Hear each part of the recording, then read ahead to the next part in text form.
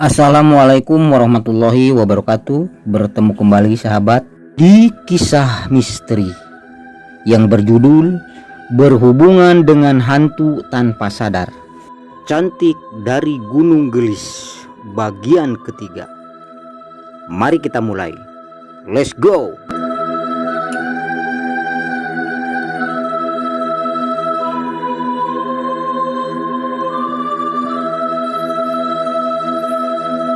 Aku terperanjat kaget ketika pas sosok yang kukira Nopa itu balikan badannya.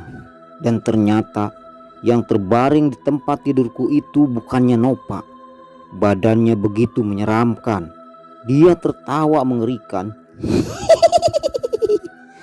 Sesudah itu wajahnya berubah. Percis sekali wajah Nopa. Namun ini kelihatannya dia memelas dan menangis. Tolong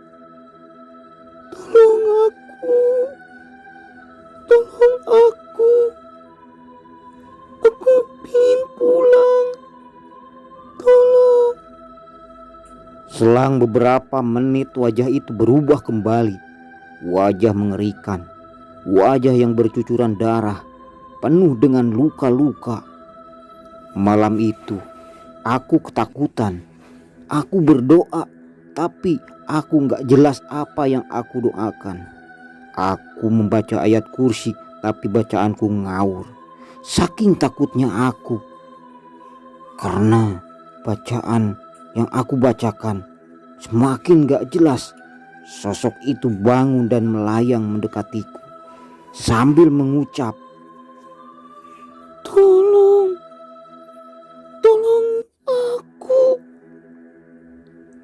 aku ingin pulang.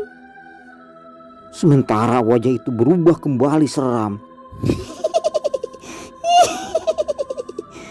Belum sampai makhluk itu hampir di hadapanku, aku pun tidak tahu kejadian selanjutnya. Aku pun pingsan.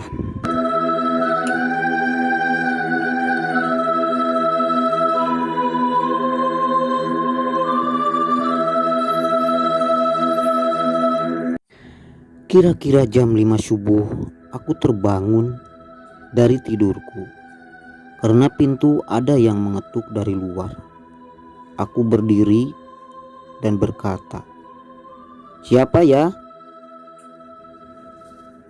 "Ini ibu, apa kalian masih tidur?" jawabnya. Dari luar ternyata itu ibu pemilik kosan. Aku pun membukakan pintu. Terlihat di hadapanku ibu kosan itu sudah berdiri dan membawa rantang. Jody, mana Riannya?" ujarnya. Ibu kosan itu sudah tak asing lagi sama aku karena aku sering menginap di kosan Rian. "Riannya pulang kampung, Bu. Soalnya hari ini libur kuliahnya." "Maaf, ada apa ya, Bu?" "Ini Ibu masak sayur. Kebanyakan, barangkali mau." "Duh, ngerepotin, Bu." "Ih, ya enggak tuh, daripada gak kemakan," ucap ibu kos sambil ngasihkan rantang yang berisi sayur. Aku pun lantas menerimanya. "Ya udah ya." Ini bentar, Bu, ini rantangnya. Saya pindahin sayurnya dulu ya." "Nggak usah, nanti aja. Lagian ibu mau langsung ke warung," ucap ibu itu. "Oh iya, makasih ya, Bu." "Iya, sama-sama." Ibu itu pun langsung pergi dan aku baru sadar bahwa suasana di luar tadi sudah terang. Aku lihat jam tangan ku ambil di meja. Astagfirullahaladzim, udah 5:30. Aku bergegas ke air dan lalu melaksanakan sholat subuh.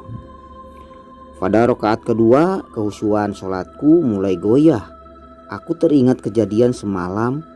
Sampai sholat usai pun aku masih membayangkan peristiwa semalam. Lah, Semalam itu aku mimpi apa? Beneran terjadi? Atau cuman mimpi? Kalau mimpi, lagian aku waktu ibu kos itu ngantar sayur, aku lagi tidur di dekat pintu, bukannya di tempat tidur. Dan seingatku, belum juga lamunanku bertambah melayang kemana-mana, aku disadarkan pintu ada yang mengetuk kembali dari luar. Ya, sebentar. Aku pun lantas berdiri menghampiri pintu dan membukakannya. Terlihat di luar, di depan pintu berdiri perempuan, ternyata itu Nova. Nova, ada apa, Fa? Ih, kamu lucu jadi kayak orang habis sunat. Apaan sih? Orang lagi sunat. Tahu aku udah sholat. Ucapku dengan nada tak terima. Wih, cantik banget. Ini pagi mau kemana nih? Mau jogging, tapi aku takut sendirian. Temenin yuk, Ucap Nova. Aduh, males akunya nih, gak enak badan. Ayo dong. Ucap Nova merengek. Sumpah, aku lagi gak enak. Aku capek, Nov. Ayo dong jadi. Akhirnya aku pun kasihan juga. Ya udah, aku temenin. Tapi pakai motor ya. Ih, masa naik motor? Mana ada lari pagi pakai motor jadi? Maksudku mau nemenin Nova, tapi bukan lari pagi. Kita jalan-jalan aja yuk. Kan sama, nantinya menghirup udara segar. Kita ke Kiara Payung yuk, pakai motor. Ih, mau banget. Tapi masa aku pakaiannya kayak gini setelan olahraga? Ya udah, kamu balik lagi Gi, ganti. Kosanmu kan deket. Sementara kamu ganti baju, aku pun siap-siap di sini. Oke, aku balik ganti baju dulu ya. Asik. Ucapnya kegirangan. Sesudah Nova pergi, aku pun siap-siap dan tak lupa bawa bekal nasi sama goreng telur sama sayur yang dikasih ibu kosan tadi. Tak lama Nova pun datang. Ayo keburu siang. Aku pun ngegas mengeluarkan motor Backjul bebek 70 punyanya Rian. Ntar ya, tunggu 10 menit, motornya biar panas dulu. Emang Rian gak marah motornya dipakai? Enggak lah, sudah biasa. Gak apa-apa, dia kan orang kaya. Beli bensin 10.000 gak ada artinya bagi dia. Sudah hampir 10 menit, aku pun pergi bersama Nova ke daerah Kiara Payung. Tempatnya melewati kampusku dan kampusnya Nova. Singkat cerita, aku sudah sampai di tujuan dan kebetulan sekali tempat itu lagi gak ada yang camping. Biasanya selalu ada yang camping di tempat itu, apalagi kalau masa musim-musimnya ospek. Banyak yang camping yang mengadakan ospek kegiatan di situ. Udah sampai Nov, ayo turun. Aku pun sama Nova turun dari motor. Dan aku jalan-jalan menikmati udara pagi di tempat itu. Udaranya asri dan sejuk, pemandangan pun sangat indah, membuat hati dan pikiranku nyaman dan tenang. Saat itu ditambah di sampingku ditemani wanita cantik, yaitu Nova, mahasiswa dari kampus Unwin. Nov, kita ke sana yuk, yang dekat pohon itu, yang ada batunya, ucapku. Nova pun mengangguk mengiyakan. Dan tak lupa sebelum ke lokasi aku mengunci stang motor dulu.